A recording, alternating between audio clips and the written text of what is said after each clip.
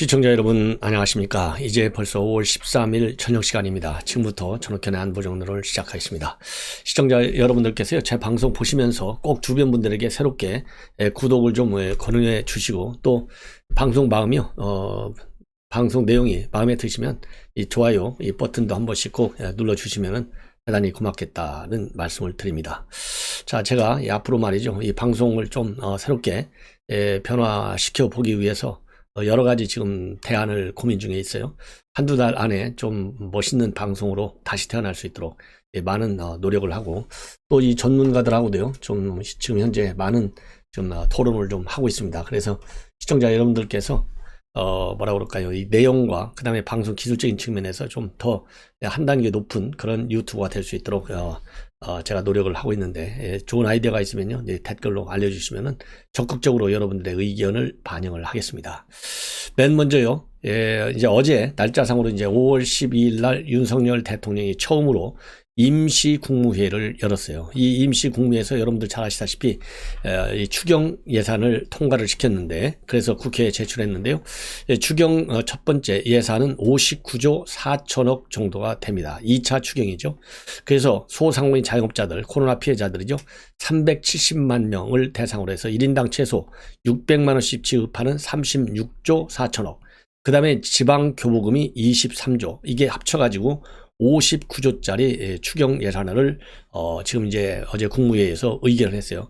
그런데 11명이 돼야만이 국무회의 개의가 되거든요. 그런데 현재 민주당이 발목을 잡고 있어가지고 정족수가 모자라기 때문에 문재인 정부의 강요들이 참석을 했는데, 장관으로는 권덕철 복지부 장관, 그 다음에 노영욱 국토부 장관이 참석이 됐고요. 그 다음에 장관급 인사로 구윤철 총리실 국무조정실장이 참석을 했습니다.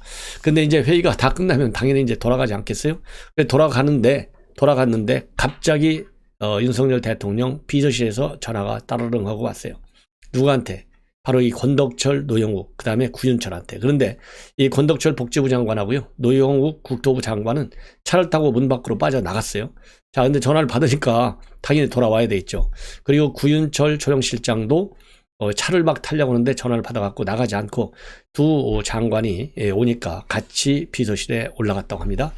자, 그래서 이제 거기서 뭐 차담을 가졌고, 그 차담을 갖게 된 이 계기가, 그냥 가셨어야 되겠느냐, 그냥 가지 말라고 그래라, 차라도 한잔 하고 가시는 게 좋겠다, 이렇게 대통령의 지시가 내려오는 바람에 갑자기 전화를 해서 불러드렸다. 그리고 그 자리에는, 어제 차담에는요, 김대기 비서실장과 이상민 행안부 장관도 함께 자리를 했다고 합니다. 그래서 비서진 사이에서는요, 이거 윤 대통령이 전직 장관들, 전임 정부 장관들을 냉대하지 않고 따라 불러서 이렇게 환담하는 거, 이거 상당히 놀랍구나, 이러한 호반응들이 나왔다고 합니다. 그리고 이 차담을 하면서 말이죠, 이 대통령의 말씀 중에는 청와대를 갔다가 대통령실을 청와대에서 용산으로 이전한 이유, 이런 것을 쭉 설명을 하고요. 집무실 인근의 용산공원을 새롭게 단장하면 미국 센트럴파크, 여러분들 잘 아시잖아요. 센트럴파크처럼 세계적인 명소가 돼가지고 많은 시민들이 몰려들 것 아니냐. 그래서 이 시민들이 편안하게 즐길 수 있도록 만들겠다, 이런 당선인의 구상을 설명을 했다고 합니다. 그리고 또 이 두 장관하고 조정실장한테는 오늘 국무회의에 참석해서 상당히 고맙다, 이러한 얘기도 했다는 거예요. 그래서 이게 참 새롭지만 윤석열 대통령의 인간적인 면모, 그리고 또 이 대통령과 뭐 어쨌든 현직 장관이잖아요. 아직은 뭐 후임이 없으니까. 그래서 이 장관들, 구정부 장관들에 대해서도 상당한 인정감을 부여준 인상적인 이 차담회가 되지 않았을까 생각이 됩니다. 그리고 여러분들 잘 아시다시피요, 지금 이제 뭐 어제 차관급 21명, 청장하고요, 처장 차관급 21명이 임명이 됐습니다. 그래서 이 임명된 인물들 중에서요, 조금 눈여겨볼 사람들이 몇 명 있어요. 그 중에 이제 김창기는 이 국세청장에 임명이 됐는데요. 이 국세청장의 현직 국세청 직원이 아닌, 뭐 불 떨어진 지는 5달밖에 안 됐지만 어쨌든 퇴임한 전직 국세청 직원이 청장으로 복귀한 것은요, 국세청 사상 처음이다, 이렇게 얘기가 될 정도로 상당히 인상적인 국세청장 발탁이 있었어요. 예. 그래서 이 김창기 국세청장과 관련해서 말씀을 드리면 이분은 서울대 국제경제학과를 나왔고요. 전 부산지방 국세청장 출신입니다. 그 다음에 또 한 분이요. 이완규 변호사인데요. 초대 법제처장인데 며칠 전에 왜냐하면 이 이완규 변호사는 여러분들 잘 아시다시피 추미애가 윤석열 징계 처분을 내렸잖아요. 여기에 대해서 가처분 신청할 때 변호인으로 활동을 했고 그래서 결국은 가처분 신청이 행정법원에 의해서 당시에 인용이 됐어요. 그 굉장히 원칙주의자로 알려져 있고 법대 79학번 동기이고 연수원도 동기입니다. 예. 자, 그래서 이번에 이 변호사의 경우에는 과거에 윤석열 대통령이 중앙지검장으로 발령 날 때 청와대 주도로 전례 없는 인사가 이루어졌다라면서 불만의 표시로 사표를 내고 나왔지만은 결국 징계 이 소송에서 윤 대통령과 이제 궁합이 맞은 거죠. 그래서 이번에 법제처장으로 전격 발탁됐다. 그리고 또 한 분은요, 이 박민식 의원인데 이번에 분당 갑에 출마를 했다가 안철수 지금 내 후보한테 양보를 했는데요. 이 전격적으로 제가 보기에는 양보하고 나서 임명이 된 것 같아요. 보훈처장으로 임명을 받았습니다.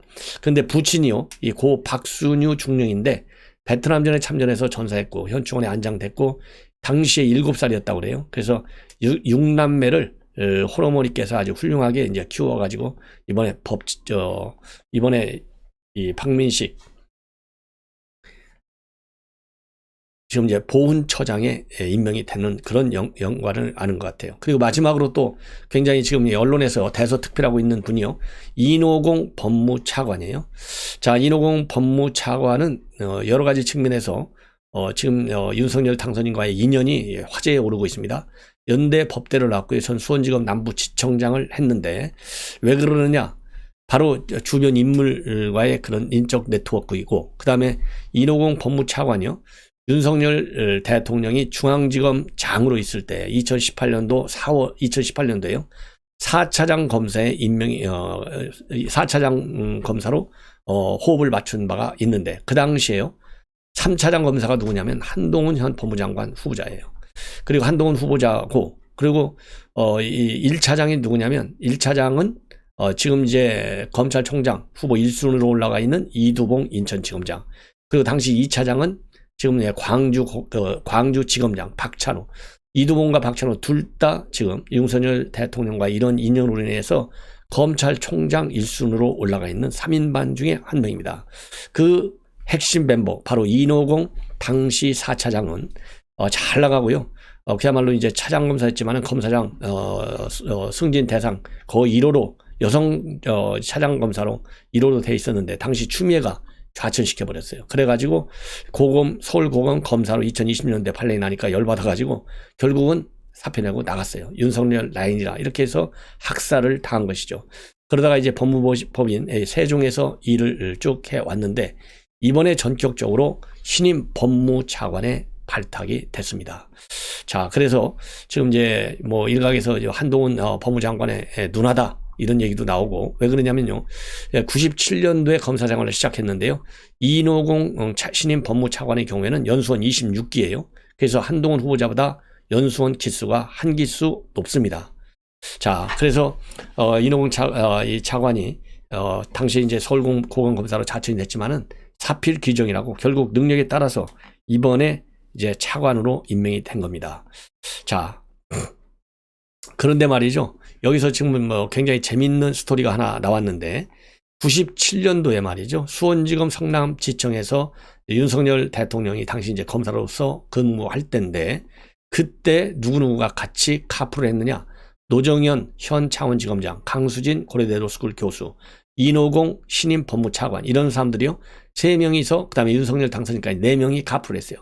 그런데 윤석열 대통령이 운전면허가 없어가지고 여검사 3명이 번갈아가면서 운전을 했다고 합니다. 그래서 이 카풀 멤버가 지금 이제 법무차관이 됐다. 그래서 지금 언론에서요, 이 화제거리의 하나로 지금 많이 보도가 되고 있고, 이노공 차관은 언론의 입장이 법무차관으로 임명이 돼서 무거운 책임감을 느끼고 신속히 업무 방해해서 국정과제 수행에 만전을 기하고 법 질서 확립 그리고 인권 옹호 글로벌 스탠다드 법무 행정을 위한 국정 보좌에 소홀함이 없도록 최선을 다하겠다.